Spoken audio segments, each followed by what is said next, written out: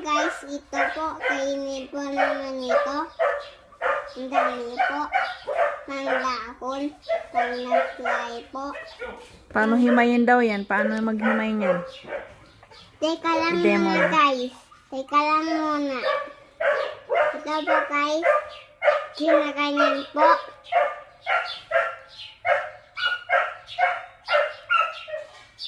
Ano pa? Ito po guys. Ang pangmamalit po guys. Tatapon po natin dito. Op. Ito po.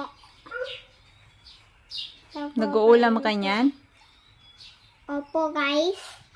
Okay. Get pa. Get ka pa, dali. Get ka pa, tapos sabihin mo kung paano himayin. Ito, maliit. Ito po guys. Ito, maliit. Ito. Nahimay ko po. Paano maghimay ng malunggay?